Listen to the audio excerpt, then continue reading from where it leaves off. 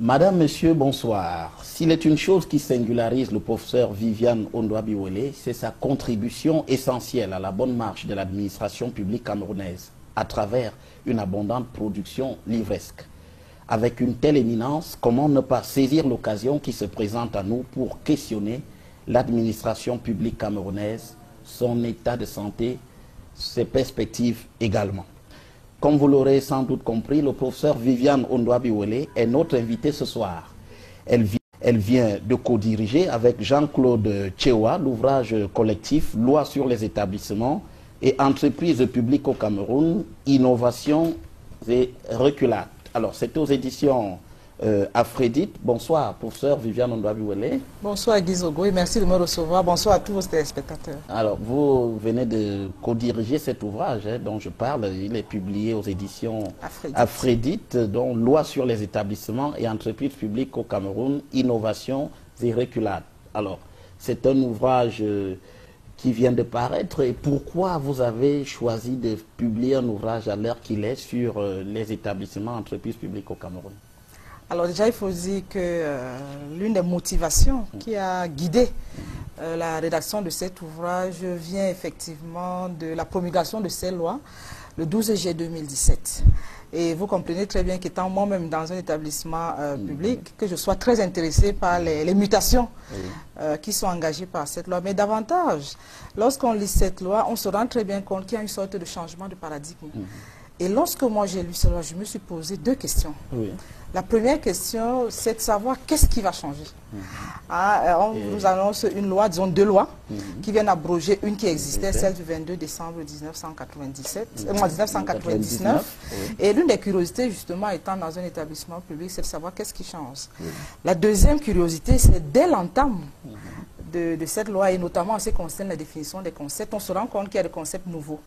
Et des concepts nouveaux qui, au regard de ma discipline, ne peuvent laisser personne indifférent. Alors, lorsqu'on voit ces concepts, et je voudrais ici citer deux, il y a le concept de performance et il y a le concept d'administrateur qui sont définis dès le début des lois. Alors on se dit finalement, cette loi apporte, dès l'existence de ces concepts, une information importante, c'est que nous avons changé de paradigme. Nous sommes certainement passés d'un paradigme essentiellement administratif et procédural qui présidait dans la loi de 99 à un paradigme managérial. Et vous comprenez très bien que de ma posture déjà à l'ISMP... Vous êtes très à l'aise pour en parler. On reviendra sur les motivations. Voilà, d'accord. Ça, c'était d'abord la première, l'ouvrage, votre actualité. C'est ce livre, effectivement, que je présente à nos téléspectateurs, donc loi sur les établissements entreprises publiques au Cameroun, innovation et reculade. Alors je dois rappeler que vous disiez à l'instant que vous occupez des fonctions, vous êtes notamment directeur général adjoint de l'Institut supérieur de management public. C'est un institut qui se charge notamment du recyclage et de l'accompagnement de l'administration publique. Nous nous définissons en fait comme étant le cabinet du gouvernement en matière de management. Et donc nous avons deux missions principales, c'est recycler les agents publics, recycler les fonctionnaires, parce que vous savez que les fonctionnaires sont recrutés au niveau de l'ENAM notamment et d'autres institutions bien entendu, rentrent dans la fonction publique. Donc ils sont recrutés à la suite d'une formation à un métier et lorsqu'ils entrent dans la fonction publique, il faut continuer leur prise en main, il faut continuer à les mettre à niveau et l'Institut justement assure ce rôle. La deuxième mission de l'institution, c'est de contribuer également à l'accompagnement des réformes de l'administration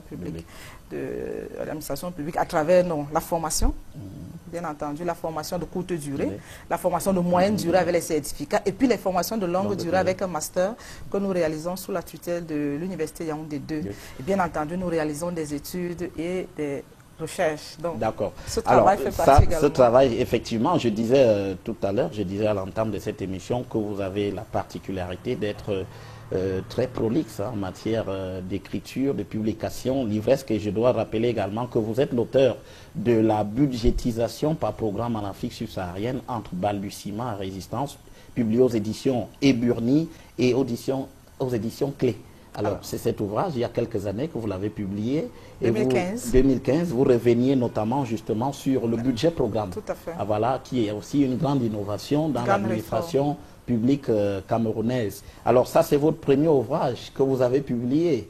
Il s'agit en 2012, la PME camerounaise et le développement durable, défis, fondements et stratégies, aux éditions Clés. Alors lui, il revient sur le financement des PME au Cameroun. L'accompagnement de manière globale. Oui. Mais surtout également, comment est-ce que les entreprises camerounaises affrontent ce défi du développement durable qui est désormais un défi auquel elles doivent faire face. D'accord. Et vous avez aussi publié Au secours, je suis patron, que faire aux premières heures de la nomination. Voilà, aux éditions Clé Toujours. Ces patrons-là qui se sentent seuls après leur nomination, c'est ce que vous dites? Oui, les premières heures sont des heures difficiles. Vous pouvez, croyez-en à ma petite expérience, après les agapes, après les youyou, après également l'ensemble de manifestations, après l'installation, vous vous retrouvez seul dans votre bureau et vous posez quelques questions préalables. Que faire? Comment le faire? Avec qui? Comment? Pourquoi? Toujours est-il que ce sont des questions qui occasionnent un ensemble d'angoisse. Et cet ouvrage vient justement donner une sorte de suggestion, par où commencer, quelles sont les étapes à franchir et surtout comment est-ce qu'on devrait se préparer à affronter effectivement ce défi du changement. Parce qu'être gestionnaire, c'est de pouvoir développer l'une des missions du gestionnaire ou du manager, c'est le terme que je préfère. C'est pouvoir aider une entreprise à se développer d'un point A à un point Z. Et c'est un processus qui est parcours parfois, qui peut être semé d'embûches. Tout à fait. Je voudrais simplement dire, au regard de ce que vous avez présenté comme ouvrage, qu'il y a deux problématiques qui se dégagent en fait de mes travaux. J'ai fait ma thèse sur les PME, l'accompagnement des PME, qui est également une réforme de l'administration camerounaise. Et la deuxième partie, ou bien la deuxième grande catégorie de mes publications porte sur la gouvernance, et notamment la gouvernance publique, au regard de mon parcours, à savoir, j'ai été au ministère de la fonction publique, à l'ISMP, mais surtout également, lorsqu'on voit les mutations qui sont en cours, on se rend bien compte qu'on a vécu au niveau de l'administration publique un passage important de la bureaucratie au management. Et ça, alors justement, c'est l'un des grands mots de votre grand mot MOTS, hein, de votre livre. J'avais peur, hein? C'est l'un des grands mots de votre livre, c'est justement le passage, ce changement -là. Oui, ce passage au management. Alors, comment cela se traduit aujourd'hui? En fait, ce qu'on constate, c'est qu'on a l'impression, c'est vraiment une impression, mais quand même une impression qui se fonde sur l'expérience que nous avons chaque fois que nous prenons des fonctionnaires en recyclage. On se rend compte qu'on ne voit pas clairement à travers, que ce soit les textes, que ce soit un ensemble de pratiques, on ne voit pas très bien la réforme, bien la mutation qui est en train de se faire. Souvenez-vous, en 2005, le Premier ministre et chef du gouvernement annonce à travers une circulaire que désormais, c'est la gestion axée sur les résultats qui est la philosophie de gestion retenue dans l'administration publique camerounaise. La gare. C'est un moment important lorsqu'on voit les évolutions, l'évolution dans notre administration publique camerounaise. Et en 2007, on a ce qu'on appelait à l'époque nouveau régime financier de l'État, qui est maintenant le régime financier de l'État, n'est plus véritablement nouveau parce qu'il date quand même de 11 ans. Et ce régime financier de l'État reprend effectivement cette philosophie en insistant sur des préoccupations de gouvernance et de performance.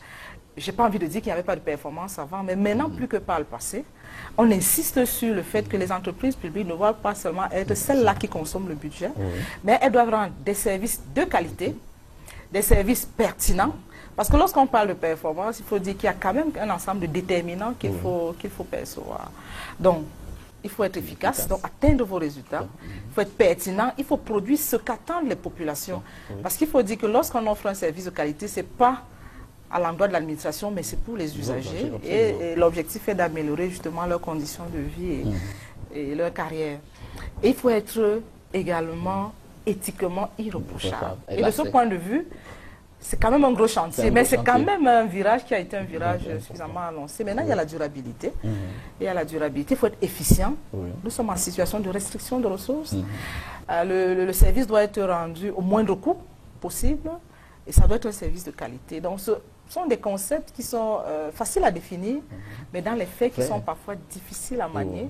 Et notre préoccupation était de dire, justement, ce virage-là vient se renforcer avec les lois qui se mettent en place. Et donc, 2007, vous avez la loi sur le régime financier de l'État. Vous avez l'ensemble des discours du président de la République qui attirent l'attention sur la nécessité, l'urgence de la performance dans les entreprises publiques. Je n'ai pas envie de prendre également la dernière actualité, le programme avec le fonds qui insiste sur la qualité de la dépense, et même la loi de 2007. Et maintenant, nous avons en 2017 deux lois qui arrivent, qui viennent en fait changer la nature on peut le dire ainsi, de la précédente loi, en insistant ou en mettant l'emphase sur ces notions. Alors, toutes ces réformes, c'est la conséquence d'un constat de ce que ça ne marchait pas ou alors qu'il y avait des insuffisances? Il faut dire que l'environnement évolue.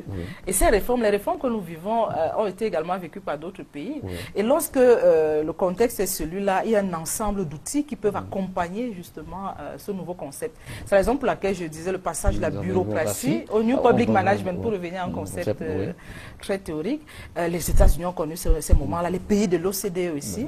Toujours est-il que c'est un contexte qui impose un minimum de rationalité et qui impose également une cohérence et qui... Mais est-ce que cette rationalité a fait défaut jusqu'ici quand même? Pas nécessairement, mais une évolution qui s'imposait par elle-même. Monsieur Guizogo, prenons un exemple simple, et je suis une femme, je suis bien placée pour comprendre cet exemple. Lorsque vous êtes en pleine abondance, il peut arriver que vous vous offrez quelques libertés. Absolument. Quelques libertés, vous pouvez vous offrir même des choses dont vous n'avez pas forcément besoin, qui relèvent soit du confort, soit qui améliorent également simplement votre confort. Mais lorsque vous êtes en période de restriction de ressources, vous agissez davantage sur les priorités.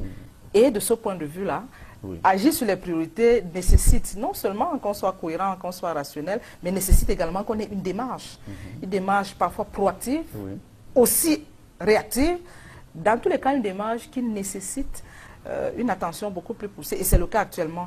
Lorsqu'on voit l'histoire de la gestion axée sur les résultats, disons du New Public Management, on se rend compte que ce sont des outils, parce que définissons rapidement, c'est l'empreinte des outils du privé dans le public, pour dire vraiment les choses de manière très prosaïque. Mais cette greffe-là, elle est possible? Est-ce qu'elle est possible? Très bonne question. En fait, est-ce qu'elle est possible? Elle est possible, c'est tout l'enjeu en fait. C'est tout l'enjeu. Je ne sais même pas s'il faut se poser la question de savoir si elle est possible. Elle devrait être possible.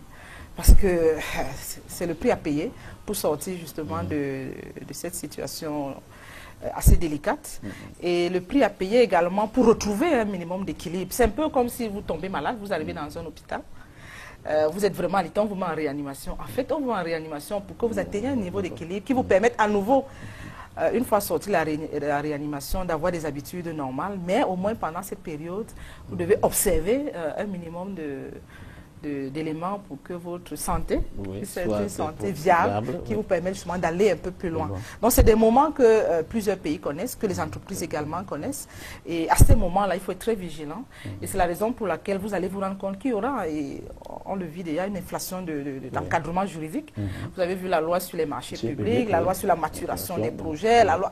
Donc il y a un ensemble d'encadrements mis en place justement pour inciter les gens à être un peu plus prudents, un peu plus portés vers les priorités, parce que en situation de... Alors, vous écrivez, le titre de votre livre, on le rappelle, c'est Loi sur les établissements et entreprises publiques au Cameroun. Il est important que le public sache quelle est la distinction qu'il faut faire d'abord entre un établissement et une entreprise publique. Voilà, c'est très important. Très bien, c'est très important parce que l'État se déploie de plusieurs manières.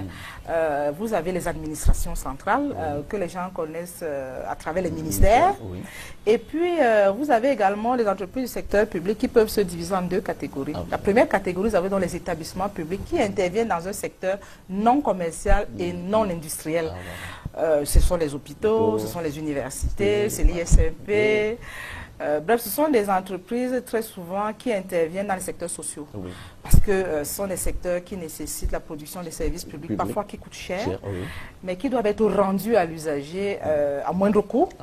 Pas forcément gratuitement, mais à moindre coût, il faut que le service soit à des coûts sociaux. Et ce sont des services qui sont subventionnés par l'État. Alors ça, vous avez des entreprises qui offrent ces services. Maintenant, vous avez des entreprises qui interviennent dans les secteurs commerciaux et industriels. Et ces entreprises-là doivent produire du bénéfice, doivent également contribuer à l'économie de manière globale. Donc, elles doivent être rentables. Et il faut dire que ces entreprises-là méritent une attention particulière parce que déjà, elles jouent un rôle important dans le système productif. Elles doivent également, on attend d'elles qu'elles contribuent au budget de l'État, contrairement aux établissements publics qui peuvent être, caricaturons un peu, qui consomment ce qu'elles produisent, mais qui offrent un service aux usagers qui relèvent des exigences minimales ou vitales pour la vie. D'accord. Alors, aujourd'hui, quand vous avez dressé un tableau comme celui-là, on se pose la question, quel est le bilan du fonctionnement de ces établissements au Cameroun aujourd'hui? Quel est le bilan qu'on peut en faire? Alors, ils sont dans quels résultats ont été obtenus jusqu'ici globalement? Peut-être avant de présenter Oui. le bilan, présentons quand même l'importance de ces entreprises. Oui, tout à fait. Parce que lorsqu'on en parle, c'est vrai, on peut avoir quelques étiquettes, déjà Oui. Wakamtel, Sonara, mais il faut Voilà. quand même rappeler qu'elle représente environ 184 entités économiques. Ok. Alors, elle représente 184 entités économiques. En 2015, elles ont mobilisé 2 milliards 114 millions de budget, ce qui budget. représente 54% du budget. Donc, oui. en termes de contribution de Bien, l'État d'accord, oui. au fonctionnement de ces entreprises-là, on voit très bien que leur contribution C'est prend un un peu peu plus de la moitié dans du ce budget. oui. En ce qui concerne l'emploi, rappelons-le Ah oui, aussi, tout à fait. si on ne prend que le cas de la CDC, CDC, deuxième employeur. après l'État, Après c'est l'État, 22 000 employés. employés. Oui. Alors, une étude de la Banque mondiale rappelle également que 17 entreprises mobilisent à elles seules, entreprises publiques, Public, oui. 40 000 employés. Et lorsqu'on oui. voit dans les 184 entreprises publiques, on peut imaginer qu'elles peuvent mobiliser à elles seules près de 200 000 employés, ce qui est quand même un poids assez intéressant. Ce qu'il faut aussi rappeler. Autant pratiquement que la fonction publique, à la limite. Ben oui, oui, plus tout la à fonction fait. publique, c'est 310 000. 310 000, c'est pratiquement les mêmes chiffres qui se tiennent. Un peu moins, mais Moins, à peu oui. près le 2 tiers. 2 tiers, oui. À peu près Un le peu 2 moins. tiers, ce qui est Voilà. quand même important. Ce qui oui. est important.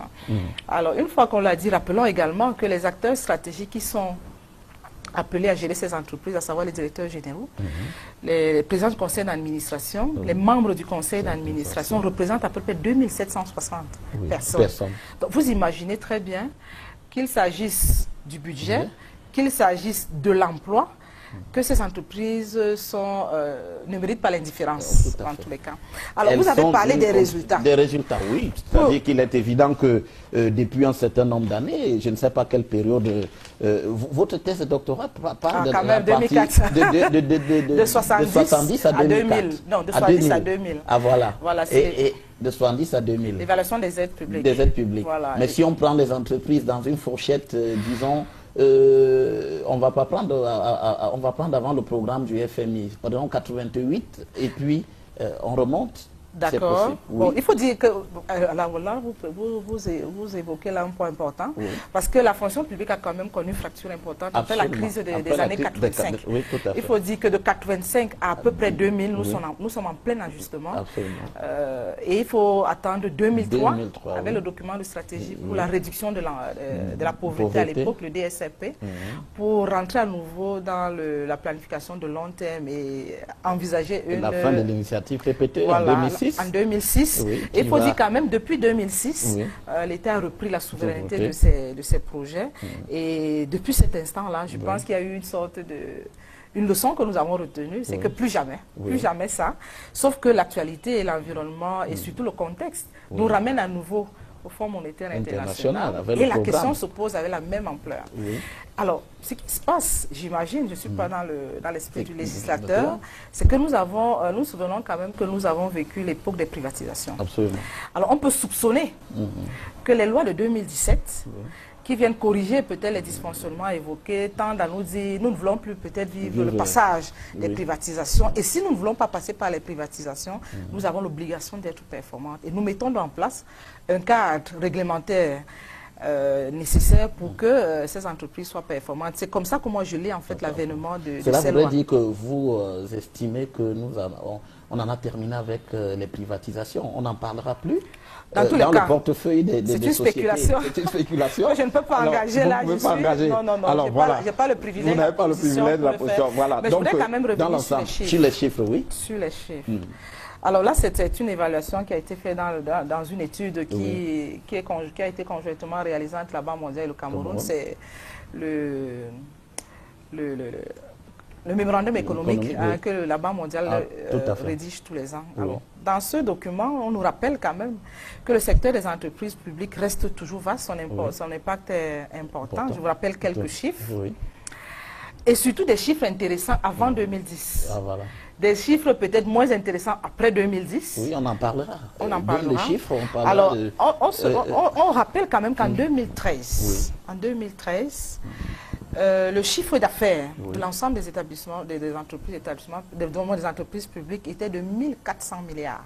Ça, c'est le chiffre d'affaires, soit environ 11% du produit intérieur brut. Alors, ce qu'il faut rappeler, c'est que ça, c'est le chiffre d'affaires. Ce qui est intéressant, c'est le résultat net. Et parce que le résultat net, c'est quoi? C'est le chiffre d'affaires moins les charges. Absolument. Alors, quand on se rend compte que pendant la même année, donc en 2013, bien qu'ayant ce chiffre d'affaires, nous avons quand même une perte sèche de 13 milliards. Ça veut dire que nous avons eu des charges qui étaient supérieures au chiffre d'affaires réalisé. Donc, nous avons une perte de 13 milliards environ. Et donc, malgré cet accroissement, depuis 2010, ce résultat net est allé décroissant. Alors, qu'est-ce qu'il explique? Très bonne question. Qu'est-ce qu'il explique? Est-ce qu'on a eu... c'est vrai qu'en même temps, l'opération Épervier battait son plein.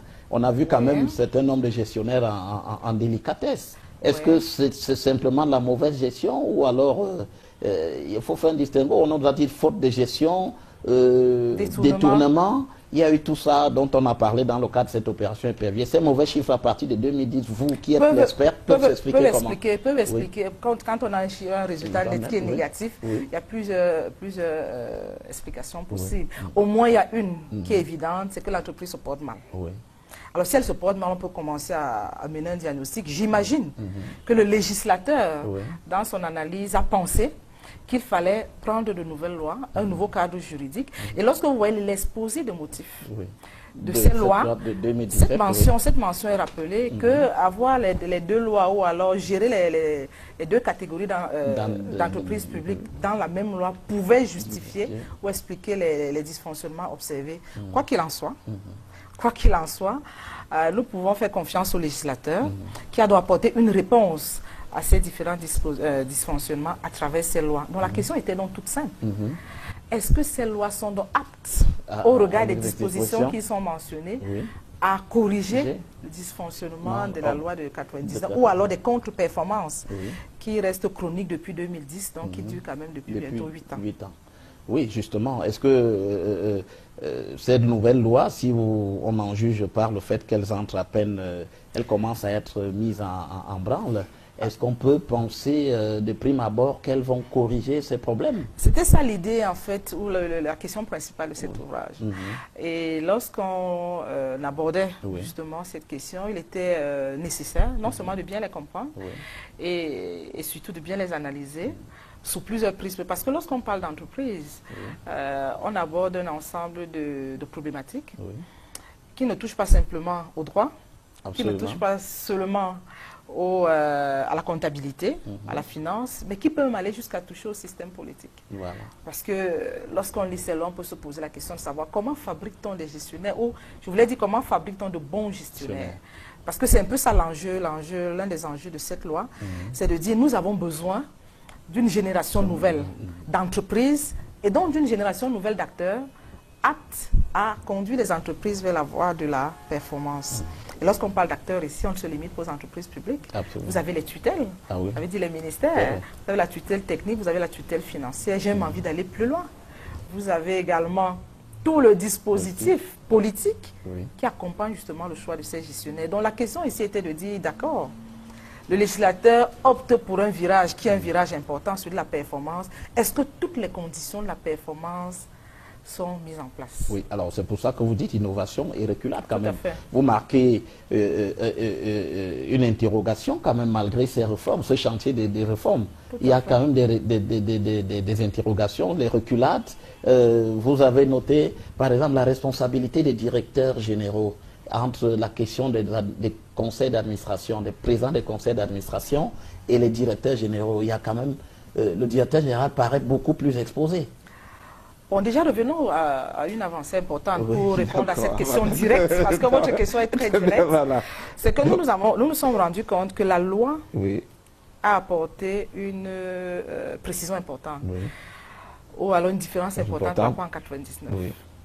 Dans la loi de 1999, il est précisé que lorsque le conseil d'administration prend des résolutions, la tutelle a 15 jours pour se prononcer, valider ou invalider ces résolutions. Dans la loi de 2017, c'est clair, la tutelle ne se prononce plus. Voilà. Ça veut donc dire que le conseil d'administration a les pleins pouvoirs pour prendre des résolutions, disons des décisions, parce que les décisions sont prises sous forme de résolutions. Et je parle des entreprises publiques qui permettent justement d'assurer la bonne marche de l'entreprise. Donc on a supprimé un escalier hiérarchique qui permettait peut-être, qui pouvait donner l'impression qu'il y a une sorte de bureaucratie supplémentaire.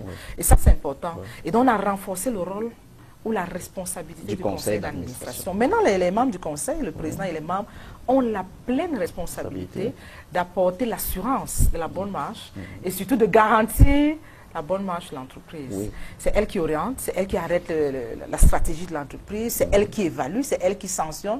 Et je pense qu'elle joue un rôle désormais très important. Les directeurs généraux sont beaucoup plus exposés actuellement dans cette loi-là. Est-ce qu'il n'est pas prévu la responsabilité pénale des directeurs généraux? Alors, et ça c'est un paradoxe important. La responsabilité pénale des directeurs généraux est beaucoup plus engagée par rapport à celle des membres du conseil qui, eux, ont visiblement beaucoup de pouvoir. Mais le directeur général semble être à la limite une sorte de fusible, finalement.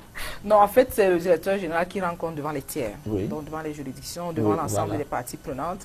Et on se rend compte que dans ce contexte-là, si le directeur général ne travaille pas en bonne intelligence avec le conseil d'administration, il peut lui être appelé à exécuter des actions qui sont décidées, peut-être contre son gré, peut-être contre la direction qu'il aurait bien pu choisir.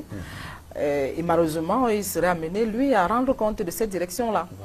Donc, c'est un paradoxe qui a été relevé dans l'ouvrage, c'est que nous avons renforcé, le texte renforce le rôle des membres du conseil d'administration, et c'est le directeur général qui rend compte devant les tiers.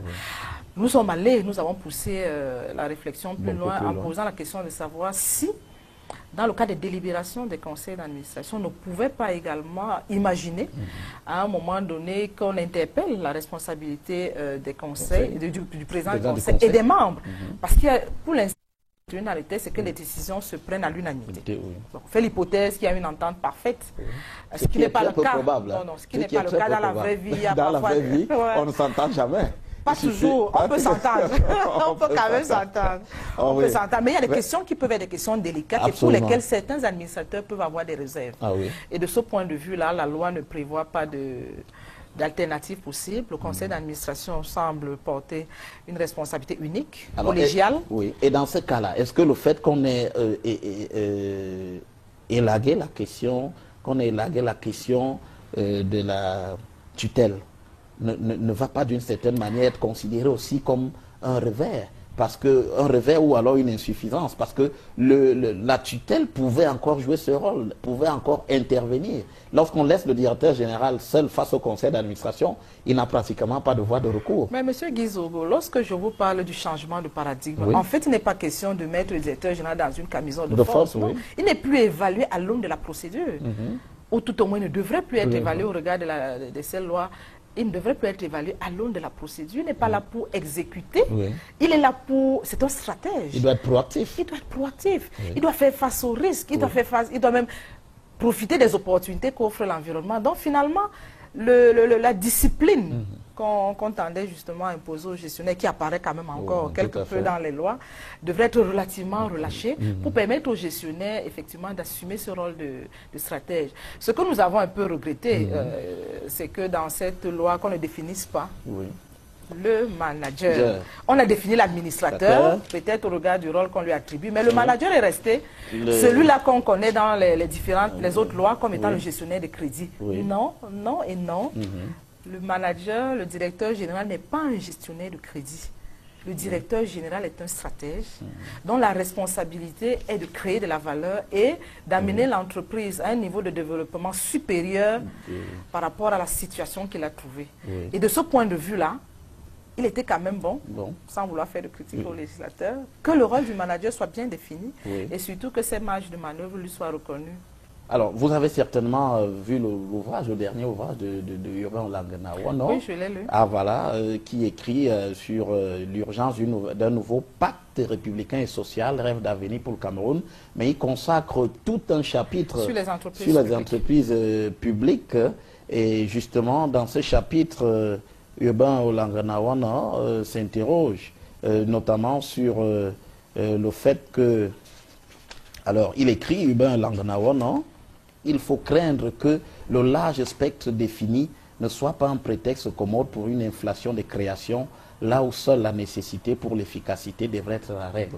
C'est quelque chose, il le dit justement dans ce chapitre 5 consacré au défi d'une gouvernance performante des entreprises publiques et des établissements publics. Donc il estime qu'on a peut-être un peu trop élargi le champ de l'entreprise publique.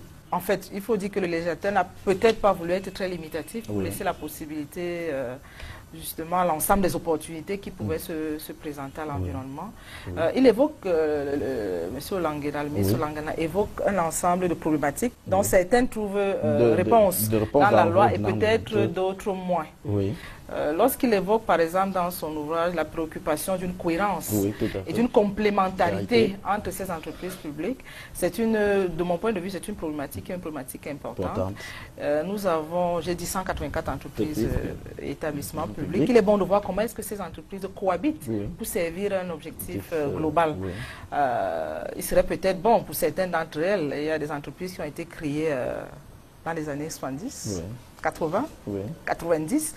Entre-temps, l'administration publique a été traversée par un ensemble de crises. Est-ce qu'elles sont toutes pertinentes encore? Est-ce qu'il n'y a pas de nouvelles qui devraient être créées? Est-ce qu'il n'y en a pas qui devraient fusionner? Je pense que c'est une problématique intéressante. C'est vrai qu'elle se pose pour les entreprises publiques. Elle se pose également pour l'administration publique de manière globale. C'est une cohérence qui est une cohérence de bon sens. Qui devrait être justement adressée. Alors, Urbain Olanganawana relève aussi qu'il faut privilégier la compétence dans les choix des dirigeants. Alors, c'est un aspect peut-être beaucoup plus politique. Non, même pas.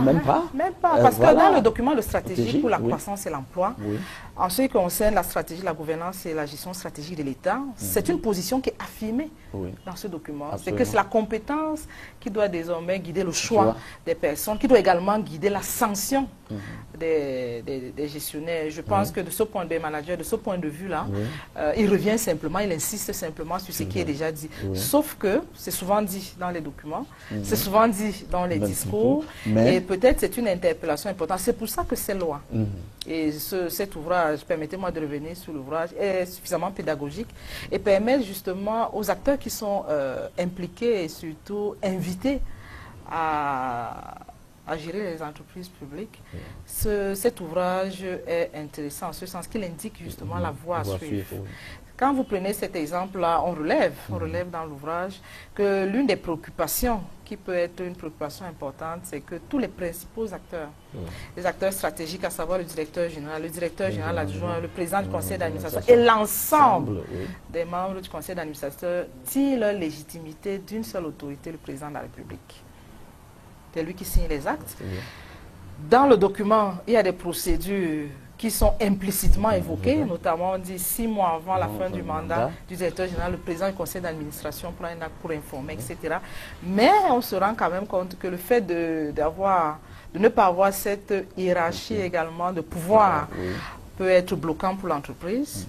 Et il serait peut-être bon de décentraliser un peu le pouvoir pour que les décisions se prennent en certains. Mais c'est un choix du législateur, un choix qui est respectable. On attire simplement l'attention sur le fait que dans la gestion, dans le cadre de la performance, il est bon que le pouvoir soit relativement réparti et que les gens rendent simplement compte de leur responsabilité des résultats qu'ils produisent. Alors, un autre point soulevé par le ministre Olanganawana, c'est la question de l'encadrement de la rémunération des directeurs. Alors, on a entendu, il y a eu de grands débats avec beaucoup de polémiques sur cette question-là. Oui, il faut dire que la Chambre des comptes, d'ailleurs tous les ans, on revient là-dessus parce qu'il y a un décret de 87 qui fixe justement la rémunération des acteurs sociaux de ces entreprises-là. Ce que le texte dit, la loi de 2017 dit, c'est que la rémunération des dirigeants et même leurs avantages, dans la rémunération, j'ai voulu dire les salaires et les avantages, donc ils forment la rémunération. Cette rémunération est arrêtée par le conseil d'administration, conformément ou en respect des textes en vigueur. Maintenant, il faut bien cibler. Si c'est le texte de 87, il semble dépasser au regard de la pratique. Mais nul doute qu'il y aura certainement d'autres tests qui viendront préciser justement cet encadrement, parce qu'il y a eu quand même quelques libertés qui ont été observées ici et là et qui peuvent justement justifier des dérives qui ont été très souvent interpellées ou alors rappelées par la Chambre des comptes. Je crois que nous avons tous vécu l'actualité. Absolument. On a entendu des polémiques, on a entendu des accusations et des contre-accusations sur cette question de la rémunération des dirigeants des entreprises publiques. Alors, professeur Viviane Ondoa-Biwole, sur la question de votre ouvrage, je pense que nous avons évoqué quelques aspects, sauf si vous aviez encore... Peut-être une petite reculade qui me tient à cœur. Oui, laquelle encore? Une petite reculade qui vous tient à cœur. Oui. Parce qu'en fait, lorsqu'on voit l'évolution, tout au moins théorique, des théories de la gouvernance, on se rend compte que nous sommes quand même à l'ère de l'implication de l'ensemble des parties prenantes. Lorsque vous voyez l'engagement, l'interpellation des entreprises vers le développement durable, la responsabilité sociale des entreprises, c'est qu'on estime que l'entreprise appartient pas seulement à l'État, pas seulement aux dirigeants, mais à un ensemble de parties prenantes. Et la loi de 1999 prévoyait pour les entreprises publiques qu'on ait dans le conseil d'administration, outre le représentant du personnel, qu'on ait également le représentant des bénéficiaires et des clients. Mais ça a été supprimé. On les a enlevés. Et pourtant, nous, on s'attendait à ce que cette représentation soit plutôt accrue. Si on fait l'hypothèse que ce n'est que pour des raisons peut-être que nous comprendrons par la suite au niveau du conseil, mais au moins c'est une surveillance ou alors une implication qui pour nous est stratégique parce que c'est celle qui est en vigueur. Même les employés doivent être capables, parce que propriétaires de l'entreprise d'une certaine avoir mesure, des actions. Un regard sur la gestion de l'entreprise. Il faut qu'il y ait une plateforme où ces employés puissent s'exprimer. C'est pareil pour les bénéficiaires, c'est pareil pour les clients, c'est pareil pour les fournisseurs. Donc on a l'impression que l'État s'est resserré autour de lui-même. C'est une ouverture qui a été refermée. Nous voulons simplement croire que c'est une mauvaise lecture de notre part. Mais sinon, l'enjeu serait quand même que l'entreprise publique, comme les autres entreprises, soit également ouverte à cette problématique, qui garantit également la performance, qui met une certaine pression également au niveau des dirigeants, qui surveille les dirigeants d'une certaine manière, parce que la tendance serait donc à dire, ok, comme je ne suis nommé que par le président de la République, comme je ne suis évalué que par les membres du conseil d'administration, les bénéficiaires ils peuvent aller se faire voir. Bon, peut-être pas autant. Et pourtant, c'est pour ça que c'est pour eux que nous existons et c'est eux qui constituent la principale préoccupation. Alors, mais on peut imaginer que s'il y avait des voies de recours, s'il y avait des actions qui devaient être entreprises par les bénéficiaires, elles pourraient, dans ce cas-là, sans filtre, elles pourraient se montrer désobligeantes à la limite, lorsque ça ne marcherait pas. Bon, c'est vrai que l'État a également prévu d'autres mécanismes. J'imagine que c'est pour ça que la loi s'est probablement refermée. C'est qu'il y a le cas des dénonciations. Il y a également la CONAC, la NIF. Il y a également les cas de... Mais elles se font au loin quand même, professeur. Elles se font au loin, puisqu'il s'agit d'écrire à la CONAC qui va consigner dans son rapport. Parfois, bon, ce rapport, est-ce qu'on va en tenir compte? Il va encore falloir attendre que le chef de l'État décide d'actionner, lui, quelque chose contre le dirigeant de l'entreprise. Mais si la présence des représentants ça pouvait créer une régulation un peu plus spontanée. Qui semblait, la prise en compte de leurs préoccupations. Mais il n'en demeure pas moins vrai que les gestionnaires conscients, les managers conscients de cette préoccupation, vont donc mettre en place des dispositifs qui permettent justement de tenir compte de ces préoccupations. Vous entendez souvent parler des boîtes à suggestions. Elles vont se multiplier parce que dans tous les cas, la pression va se faire de plus en plus importante. Les médias, les vrais, les bons, les gentils et les méchants, vont se charger de le faire si nous-mêmes nous ne faisons pas suffisamment attention. Ce qu'on voudrait simplement rappeler, c'est que le contexte évolue. Les gens sont devenus de plus en plus exigeants au niveau de la qualité, de plus en plus exigeants également au niveau du nombre de besoins à satisfaire. Et paradoxalement, les ressources, elles ne sont pas aussi nombreuses.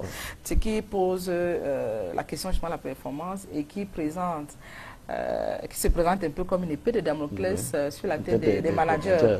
Désormais, être manager, ça va quand même demander pas mal de résistance émotionnelle, physique, parce que au-delà de ce qui est possible de faire, il y a des choses également qui sont demandées, qui ne sont pas possibles, mais auxquelles il faut faire face et auxquelles il faut parfois trouver des réponses. Au niveau des mots, et également des réponses au niveau des actes et des résultats.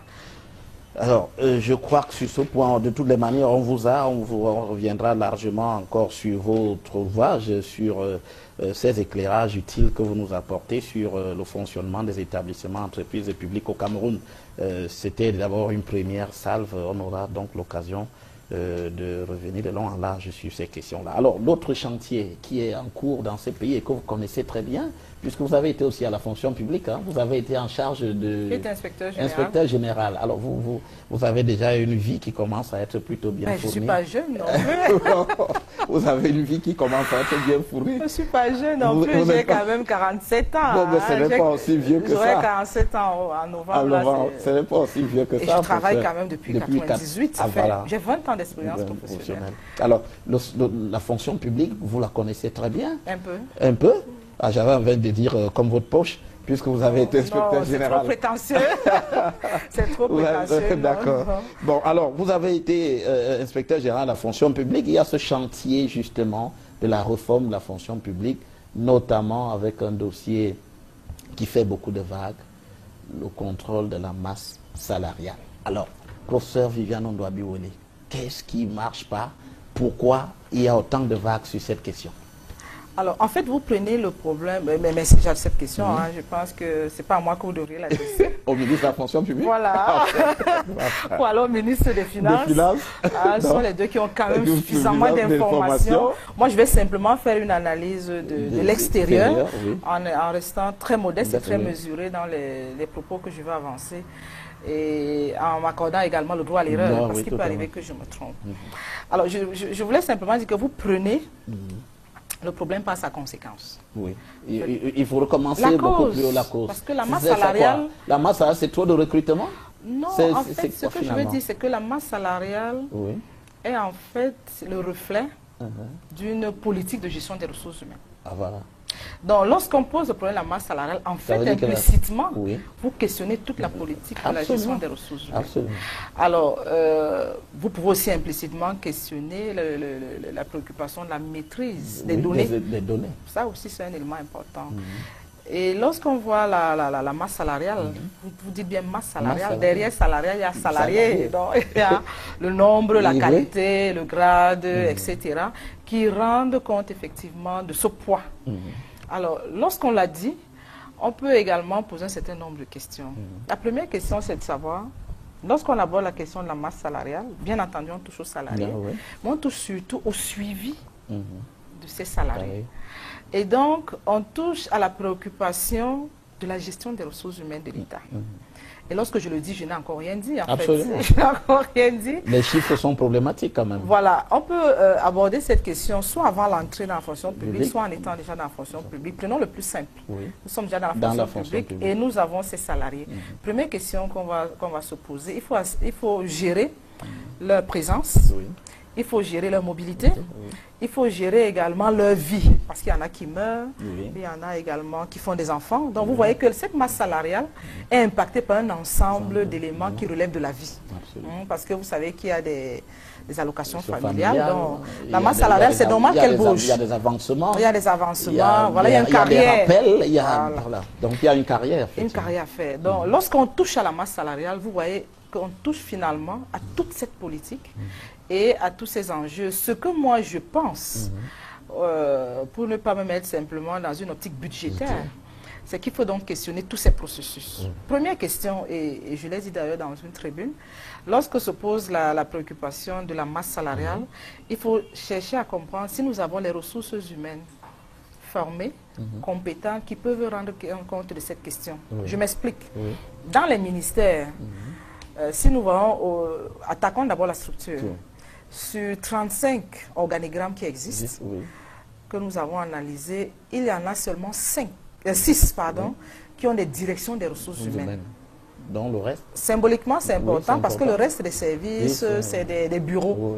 Et de ce point de vue-là, on peut se poser la question de savoir comment est-ce que la gestion des ressources humaines est prise en charge dans les ministères. Première question structurelle.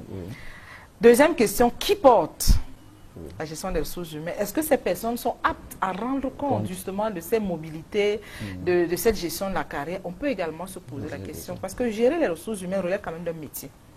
Je voudrais simplement dire, j'ouvre la parenthèse et je la referme rapidement, que lorsqu'on parle de performance, lorsqu'on parle de management, il s'agit d'un métier. Si nous prenons 7 ans pour former un médecin, il faut savoir que nous avons besoin d'autant de temps pour former un bon manager. Et les questions que nous abordons, qui touchent à la performance de l'entreprise, nécessitent justement des compétences. Et de ce point de vue, en ce qui concerne la gestion des ressources humaines, il y a des compétences qui doivent être présentes dans les organisations. Ça, c'est la première question. Maintenant, qui sont nos gestionnaires de ressources humaines? Ce sont des hauts responsables sortis de l'ENAM, qui ont été formés à des métiers, mais pas forcément à la gestion des ressources humaines. D'où l'importance de l'ISMP. C'est qu'à un moment donné, lorsque vous êtes responsabilisé ou lorsque nous avons une réforme aussi importante que celle qui est engagée, il faudrait que toutes les problématiques de management qui sont abordées puissent être adressées au niveau de la formation. Parce que là, on a fait un petit calcul, ça fait à peu près 525 personnes, parce que nous avons en moyenne 15 personnes dans chaque ministère qui portent la fonction de la gestion des ressources humaines. Si nous prenons les 35 ministères, nous sommes à peu près à 525 personnes qu'on peut prendre en main, former, capacité et puis également mis à l'action. Donc le problème de la masse salariale, comme je vous disais, c'est vraiment une conséquence de tous ces manquements d'un ensemble de processus. C'est vous qui parlez de manquement. On peut questionner le processus. Dans tous les cas, c'est un indicateur qui atteste quand même de ce que certains processus peuvent être dysfonctionnels. Alors cela voudrait dire, quand je vous entends, professeur Viviane Ondoa-Iwele, ça voudrait dire que si j'y pèse, antilope, si j'y pèse, tout cela, c'est un échec. Mais écoutez, le CJPS n'est qu'un outil informatique, mais derrière le CJPS, il y a la compétence en RH. En fait, ce sont les données que nous mettons dans le CJPS qui fait de l'outil un outil performant. Donc, c'est un peu comme si vous avez votre ordinateur, et puis vous dites l'ordinateur ne marche pas. Non, il marchera quand vous allez saisir un texte. Vous saisissez le texte, vous dites, mais il ne va pas, il ne met pas le point, il ne va pas à la marge. Il faudrait que vous mettiez le point. Mais il faut faire la mise en forme. Donc, en fait, l'outil nous donne des facilités en termes de rapidité, en termes de prise de décision, mais derrière, il y a une ingénierie. Il y a une ingénierie au niveau des compétences. Et c'est cette ingénierie, en fait, qu'il faut questionner. L'outil informatique, lui, ne pose aucun problème. Mais quand même, ce sont des échecs. Mais bien sûr. Oui, tout à fait. C'est pour ça qu'on parle de management. Ce qu'on me dit, c'est que si les gens sont formés, c'est pour rendre compte et pour faire face à ces difficultés. Prenons ça comme des difficultés. Cela voudrait donc dire que nous sommes dans une impasse. L'opération que le ministre des Finances vient de lancer, vous la trouvez comment? Vous pensez qu'elle est... Elle est salutaire. Dans tous les cas, c'est une évaluation ponctuelle, mais qui ne va pas résoudre le problème à long terme. Et c'est normal qu'il y ait des évaluations aussi régulières. Ça peut être tous les 3 ans, ça peut être tous les 5 ans, ça peut être tous les 10 ans. Le problème ne se pose pas à ce niveau. Le problème, c'est cette opération ne vient pas corriger les dysfonctionnements. Ça veut dire que cette opération vient faire le point, vient quelque peu nettoyer le fichier, mais il faudrait à nouveau que le fichier soit suivi. Elle est salutaire, l'opération, mais après... Mais on revient à ce que vous dites, c'est-à-dire qu'il faudrait former. Absolument, absolument. Mais il y a quand même, on a quand même eu l'impression, on a le sentiment, peut-être pas l'impression, mais ce sont des faits qui peuvent être, qui sont à la limite avérés. Il y a eu une véritable implosion des recrutements du nombre de fonctionnaires. Alors on était sorti de la crise économique, du plan d'ajustement structurel, on est rentré dans... l'initiative PPTE, mais là les chiffres sont allés plutôt très vite. Bon, ça dépend de... On est à 320 000. 310 000. 310 000, ce qui est quand même important. À un moment donné, on était à moins de 200 000. Par rapport à quoi? Oui, par rapport Je voudrais quand même rappeler que l'Afrique centrale est l'une des rares zones où le taux d'encadrement de la population, si on fait le rapport entre agents publics et population, reste chronique autour de 1%. Juste pour dire que lorsqu'on parle de pléthorique, ce n'est pas par rapport aux besoins, j'imagine. Dans tous les cas, si c'est le cas, ce n'est pas vrai. Parce que nous avons à peu près 22 millions d'habitants. Avoir 310 000 fonctionnaires, ce n'est pas beaucoup. C'est pas beaucoup. Les taux ailleurs sont en moyenne de 10%. Dans le meilleur cas, parfois de 18%. Et dans les pays comme la Chine, parfois de plus de 50%. Donc, juste pour dire effectivement que lorsqu'on parle de pléthorique, ce n'est pas par rapport aux services à offrir. Peut-être c'est par rapport à la capacité ou alors au budget, ou je ne sais pas trop, mais toujours que le mot pléthorique, ou alors explosion, ou alors implosion, pardon, devrait être collé à un élément qui nous permet de faire la comparaison. Alors, ce que moi je voudrais peut-être penser, ce n'est pas tant de comparer les moments, parce qu'il y a également une évolution, hein, il y a des besoins qui augmentent, il y a également, si on prend simplement le taux de natalité, c'est normal qu'il y ait plus de médecins. C'est normal qu'il y ait plus d'infirmiers. Si on prend les écoles, c'est normal qu'il y ait plus d'écoles. Donc, de ce point de vue-là, le débat ne se pose pas. Le débat va peut-être se poser au niveau de la qualité et de la maîtrise, en fait, de cette masse-là. Et à un moment donné, moi, je pense qu'il faut même davantage recruter.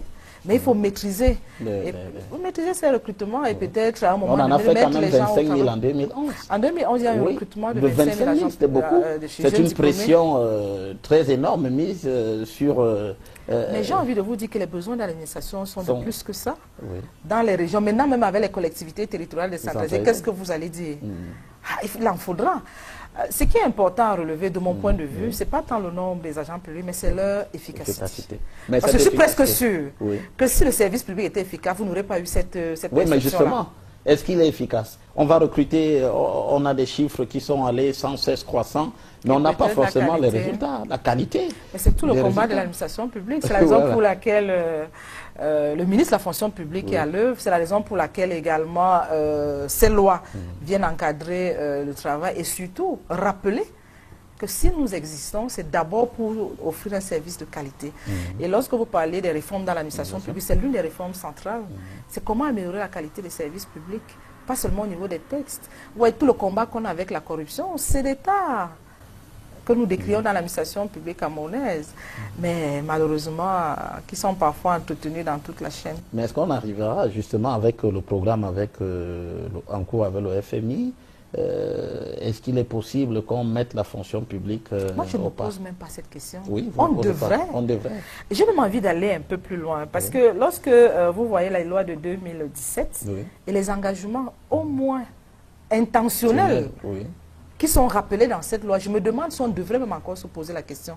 Ces lois mettent en fait même une pression aux agents publics. Moi, quand j'ai lu ces lois, je me suis dit, mon Dieu, il vaut mieux ne pas être manager public à ce moment, parce que autant il y a des exigences, autant parfois les conditions ne sont pas réunies pour que ces exigences... Tout à fait. Et donc c'est une gymnastique et une ingénierie qu'il faudra mettre en place. On demande en fait à un gestionnaire d'être quelqu'un d'un peu extraordinaire.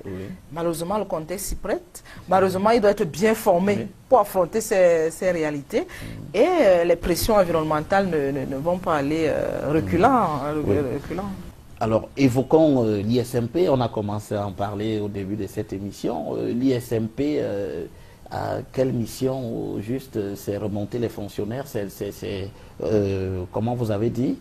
Alors, il faut justement redonner des aptitudes aux fonctionnaires pour pouvoir continuer la carrière. Un peu plus que ça. Un peu plus que ça. Je voudrais peut-être revenir à la création de l'ISMP. Pourquoi l'ISMP a été créé? Parce que l'ISMP a été créé en 1985. C'est une date importante. Au regard de l'histoire de l'administration publique, nous sommes en pleine crise. Et il faut dire que très tôt, le gouvernement s'est rendu compte qu'il y aurait des enjeux importants en matière de gouvernance. Alors l'ISMP est créé dans cet environnement-là, avec l'appui de l'Agence canadienne de développement international. Et l'ISMP est actuellement mis à côté d'une autre institution créée par je voudrais dire ici l'ENAM, pour qu'ensemble, il y ait une sorte de complémentarité qui permette à l'administration publique ou qui accompagne l'administration publique dans sa redynamisation. Alors, à l'ISMP, nous avons deux missions fondamentales.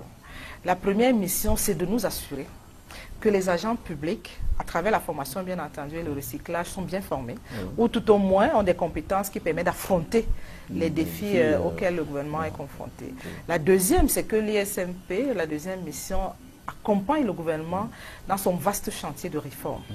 Et ces deux missions sont exécutées à travers la formation, bien entendu, à travers la recherche et à travers la consultation. Donc, les actions que nous menons auprès du gouvernement et auprès des entreprises publiques, c'est de pouvoir former les agents publics, les formations courtes, comme je vous l'ai dit, des recyclages de courte durée, en management, Non, ça il faut préciser. Et lorsqu'on dit management, peut-être ça reste encore très globalisant. Très globalisant. Il s'agit principalement de présenter, d'accompagner les agents publics dans la maîtrise et l'appropriation du processus qui mène vers la performance. Et c'est un vaste processus qui peut se dérouler en 2 ans, en 5 ans, comme je l'ai dit, en 7 ans. Pour plus de maturité. C'est la raison pour laquelle nous demandons aux agents publics de venir régulièrement. Et d'ailleurs, il y a un texte de 2001 qui institue la formation comme étant obligatoire pour les agents publics tous les 5 ans au moins. C'est quel type d'agents publics qui viennent? Alors, tous, toutes catégories. Des fonctionnaires des ministères, des établissements publics administratifs, des entreprises publiques, des entreprises également relevant du secteur je voulais dire du secteur sécurité militaire, etc. Nous recevons les commissaires de police, nous recevons des militaires. Donc, tous ceux qui, dans leurs fonctions, sont appelés à coordonner le travail des autres. Donc, ce qui nous intéresse, j'ai envie de dire, pour caricaturer un peu, nous sommes une école de chefs. On apprend à diriger, on apprend à coordonner le travail des autres, on apprend à manager. Et c'est ce que nous faisons. Donc, ce qui nous intéresse, c'est ceux qui sont à des postes de gestion. Quel que soit le type d'administration, que ce soit l'administration hospitalière, à l'éducation nationale ou alors au niveau de l'enseignement supérieur. Toujours est-il que pour nous, le principe, c'est de dire être manager, c'est peut-être des niveaux différents, mais ce sont des compétences qui sont des compétences à maîtriser. Alors, de manière générale, vous êtes satisfait des gens qui sont formés et quand ils retournent sur le terrain, vous avez quand même un suivi?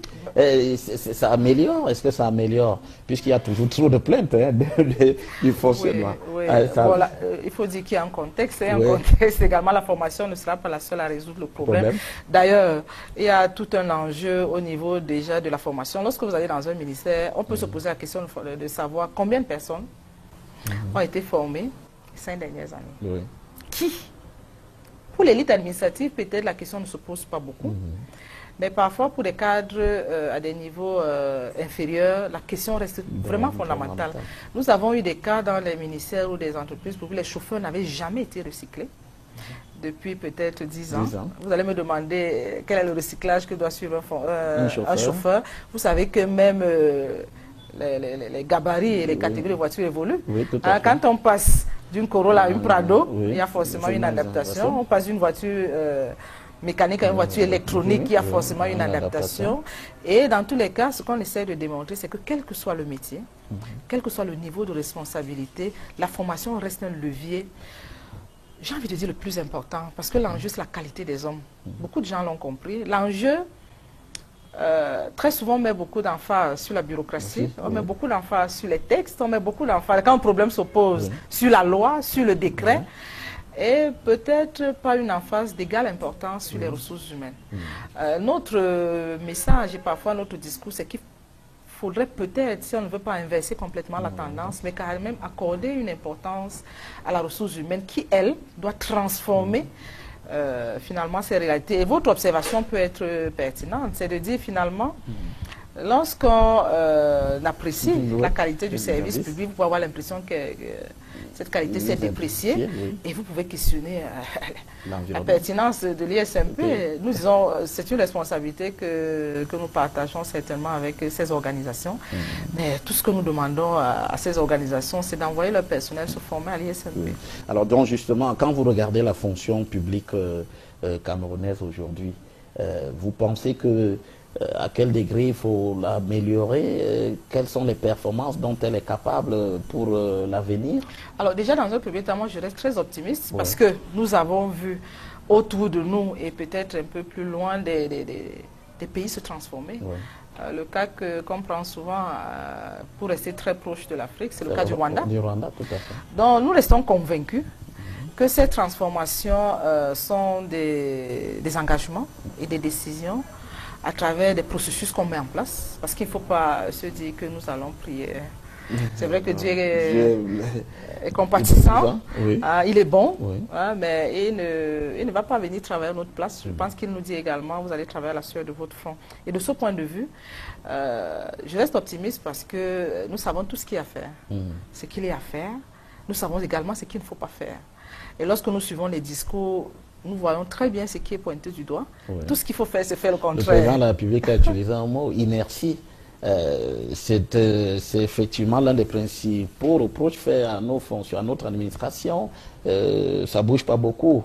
On pourrait dire un grand mammouth qui a du mal à sortir de ces... Oui, peut-être pas seulement l'administration, je veux dire, c'est l'un des enjeux de toutes les administrations publiques, c'est que comme elles sont bâties très souvent sur le modèle webérien de la bureaucratie, lorsqu'on n'a pas des gens ou des agents publics qui soient proactifs, actifs, beaucoup plus alertes, il est fort possible que ces agents publics se concentrent effectivement sur ces procédures-là, qui ne sont pas malheureusement, qui ne sont pas des finalités, et que ces agents publics ne voient pas très vite l'exigence qui est faite justement de changer et que la procédure ne soit pas celle-là que nous entretenons. C'est ça aussi. Hein. Est-ce que, oui, justement, quand vous parlez de remise à niveau des fonctionnaires, est-ce qu'une question comme celle de la corruption est évoquée par l'ISMP? Puisque c'est une question qui est pointée. L'éthique est une variable de gouvernance. Oui.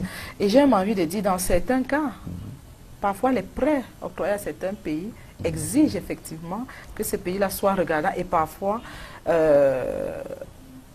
participent ou alors signent des conventions relatives justement au respect de cette éthique. Et de plus en plus, l'éthique est une variable de gouvernance. Certains pays sont même classés. Hein, je n'ai pas envie de revenir sur certains classements.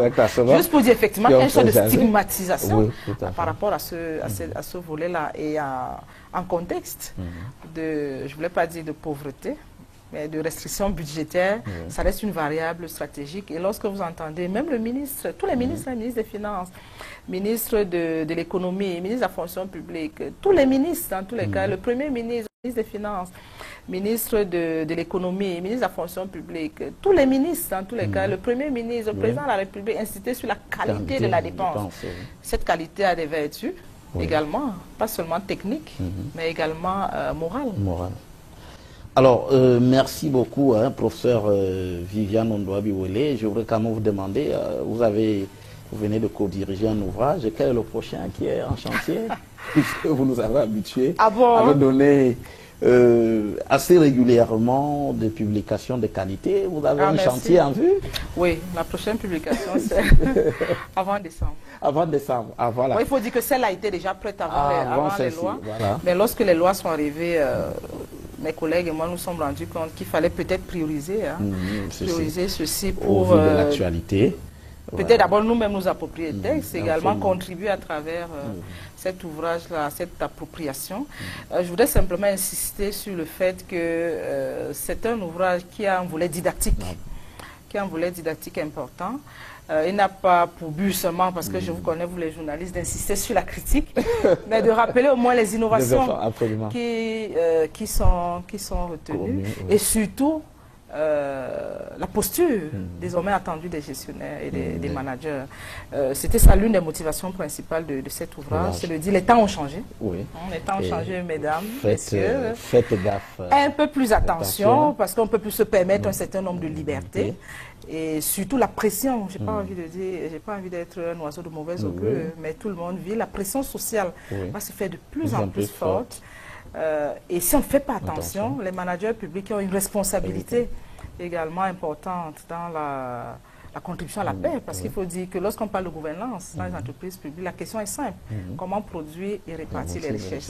Donc il faut d'abord en produire. Donc si on appauvrit l'État, c'est une responsabilité qui est quand même assez lourde, une responsabilité historique, que dans tous les cas, moi je refuse d'assumer. C'est la raison pour laquelle l'une des contributions que nous avons souhaité faire, c'est donc justement cet ouvrage didactique qui permet de comprendre, peut-être de suggérer et de contribuer effectivement à cette œuvre louable qui est engagée, à cette réforme, cette vaste réforme qui va certainement nous interpeller avant que nous ne passions de l'autre côté. D'accord. Alors, merci beaucoup, professeur Viviane Ondouabi-Wele. Je rappelle que vous venez de co-diriger cet ouvrage qui est apparu aux éditions Afridit, Loi sur les établissements entreprises publiques au Cameroun. Vous êtes également directeur général adjoint de l'ISMP, l'Institut supérieur de management public. Oui. Je suis enseignante à Vous l'université. Je suis enseignez en détachement. Vous êtes en détachement à l'université Oui, de Yaoundé 2. mon mandat ressemble Voilà. à celui des autres. Je suis enseignante à l'université de Yaoundé 2. Voilà. Vous enseignez Le management, le la gestion management des ressources humaines. humaines. Voilà. Merci d'être venu sur le plateau d'Equinox Télévision. J'ai été intéressé par cet ouvrage et d'avoir également intéressé vos téléspectateurs. Voilà. Alors, merci aussi à vous, chers téléspectateurs, d'être restés accompagnés de nous pour cette édition de Géopolis cette semaine qui recevait le professeur Viviane Ondoa Biwele. Je vous donne rendez-vous dimanche prochain lorsqu'il sera 20h30 pour une nouvelle édition de Géopolis. C'est exclusivement sur Equinox Télévision. Madame, monsieur, à très bientôt.